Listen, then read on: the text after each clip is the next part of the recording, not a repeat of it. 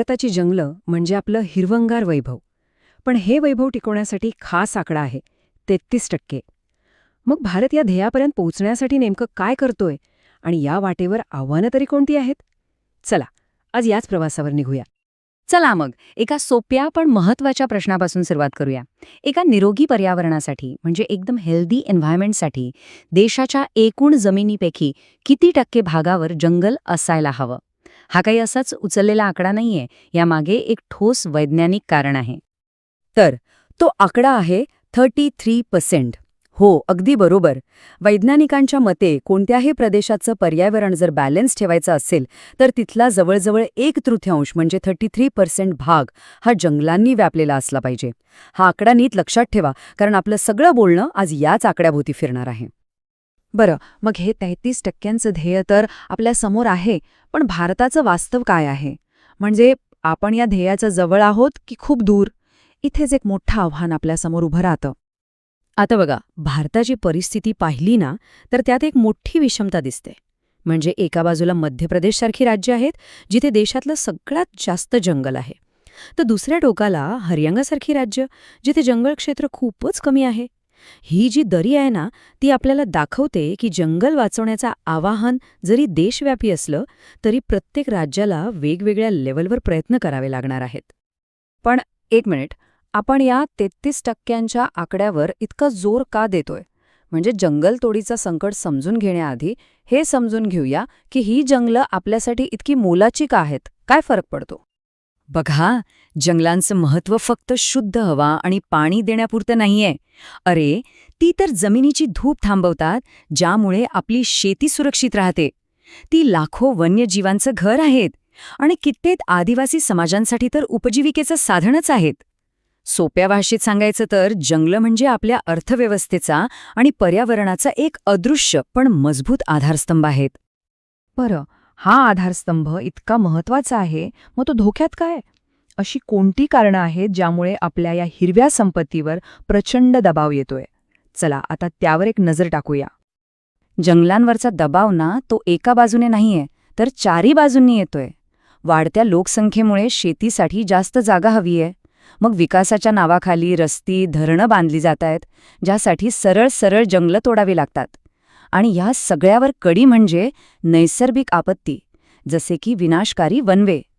म्हणजे हा एक प्रकारे चौफेर हल्ला आहे. ओके, प्रॉब्लेम तर समजला, पण या हल्ल्याला तोंड कसं द्यायचं, यावर उपाय काय? आता आपण बघूया की जंगल वाचवण्यासाठी नक्की कोणती पावलं उचलली जात आहेत आणि हे संवर्धन म्हणजे कन्झर्वेशन कसं केलं जातंय. हे बघा, जंगल संरक्षण म्हणजे फक्त झाडं लावणं एवढंच नाहीये. यात नवीन रोपटी लावण्यासारखे सकारात्मक उपाय तर आहेतच, पण त्याचबरोबर बेकायदेशीर झाडतोड आणि अनियंत्रित चराई रोखण्यासारखे संरक्षणात्मक उपायही तेवढेच महत्वाचे आहेत. पण सगळ्यात महत्वाची गोष्ट काय माहितीये? ही लढाई फक्त सरकारची नाहीये. लोकांचा सहभाग असल्याशिवाय ही जिंकताच येणार नाही. आणि म्हणूनच सामाजिक वनीकरण योजना इतक्या महत्वाच्या ठरतात. बरं, मग ह्या सगळ्या संरक्षण प्रयत्नांमधून काही साध्य झालंय का? नक्कीच झालंय. आता आपण पाहूया की भारतभरात संरक्षित क्षेत्रांचं एक किती मजबूत जाळं तयार झालं आहे. या संरक्षणाचा पहिला आणि सगळ्यात महत्वाचा भाग म्हणजे वन्यजीव अभयारण्य म्हणजे वाईल्ड लाईफ सँक्च्युरीज, जिथे प्राणी त्यांच्या नैसर्गिक घरात एकदम सुरक्षित राहू शकतात. भारतात अशा अभयारण्यांची संख्या किती असेल, काही अंदाज? आजच्या तारखेला ही संख्या आहे तब्बल 567. आणि ही अभयारण्य देशभरात पसरलेले आहेत. म्हणजे दक्षिणेत तमिळनाडूच्या मधुमलईपासून ते थेट उत्तरेत हरियाणाच्या कलेसर आणि पंजाबच्या बिरमोती बागपर्यंत सगळीकडे हे जाळं विस्तारलेलं आहे. अभयारण्यांच्या पलीकडे संरक्षणाचा एक दुसरा स्तर येतो, तो म्हणजे राष्ट्रीय उद्याने, म्हणजेच आपले नॅशनल पार्क्स. देशात अशी एकूण 106 राष्ट्रीय उद्याने आहेत, जी निसर्ग संरक्षणाचे जणू काही बालेकिल्लेच आहेत. ह्यातली काही नावं तर आपण सगळ्यांनीच ऐकली असतील. उदाहरणार्थ उत्तराखंडमधलं जिम कॉर्बेट, जे भारतातलं पहिलं राष्ट्रीय उद्यान आहे. मग एक शिंगे गेंड्यांसाठी जगप्रसिद्ध असलेलं आसाममधलं काझीरंगा आणि आशियाई सिंहांचं एकमेव घर गुजरातमधलं गीर. ही सगळी राष्ट्रीय उद्याने म्हणजे भारताच्या वन्यजीव वैभवाची खरी ओळख आहेत. आणि आता संरक्षणाचं सर्वोच्च कवच, ते म्हणजे जैविक संरक्षण क्षेत्र. ज्याला आपण बायोस्फिअर रिझर्व्ह म्हणतो. ही अशी प्रचंड मोठी क्षेत्र आहेत जिथे फक्त प्राणी किंवा झाडं नाही तर संपूर्ण इकोसिस्टीमचं संरक्षण केलं जातं. भारतात अशी एकूण 18 क्षेत्र आहेत. आपला भारत देश वनस्पती आणि प्राणी संपत्तीने खूप म्हणजे खूपच समृद्ध आहे. ही जी बायोडायव्हर्सिटी आहे ती टिकवून ठेवण्यासाठीच या क्षेत्रांची निर्मिती झाली आहे. यामध्ये निलगिरी, सुंदरबन आणि शेषाचलम यांसारख्या महत्त्वाच्या क्षेत्रांचा समावेश होतो.